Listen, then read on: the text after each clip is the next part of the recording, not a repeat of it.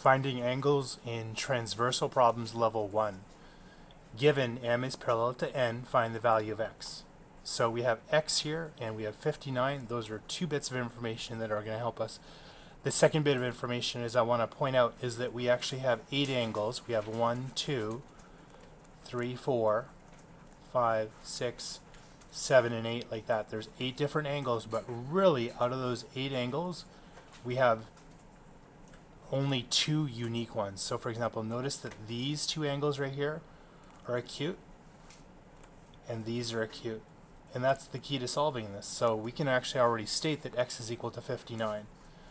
The second thing I'd like to point out is if these are acute, then this one right here is obtuse, and then this one is obtuse. Obtuse and obtuse. So again, we've got a red angle and a blue angle, 2 angles even though there's 8 separate ones. And just a friendly reminder that if you take a red angle and a blue angle like this, those have to add up to 180 degrees. Okay, let's clear this off, let's simplify this, let's get rid of the colors. And I want to go ahead and show you that this x angle, if I was to trace it using patty paper and I'd switch it and simply drag it down, notice how x is vertical to 59. And if I wanted to, I could also just rotate it. Notice if I rotate it 180 degrees, that angle x fits exactly in there. But I'm going to back it up. So all I have to do is, the purpose I want to show you this is that x is equal to 59, and I simply want you to write an equation. So if the angles are exactly the same, you're simply going to put x equals 59. And I know it's super simple, but before, we didn't necessarily have you write it as an equation. So that's for the first one.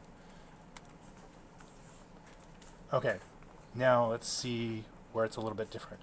So now this one's going to be a little bit different. Again, we can use the color coding to set it up. This would be acute, acute, acute, and obtuse. And notice that 35, which is acute or red, is not in the same place as x. Again, we could continue and say that this would be obtuse, and this would be obtuse, and obtuse, and obtuse.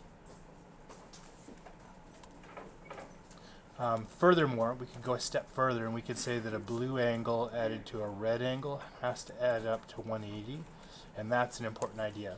And I'm going to show you that using a transformation. So let's get rid of this. And what I'm going to do is I'm going to copy angle x, and I'm simply going to drag that to a more convenient location. So I'm going to copy this one, and I'm simply going to drag it down our transversal. And notice at this point that this red angle, which is 35,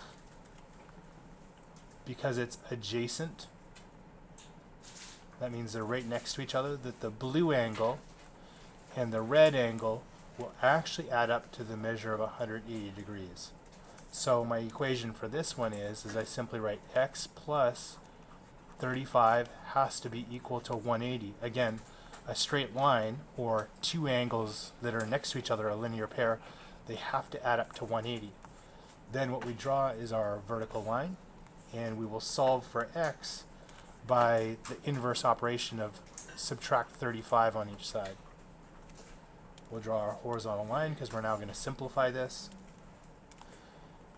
Positive 35, negative 35 cancels, and x is equal to, let's see, 145.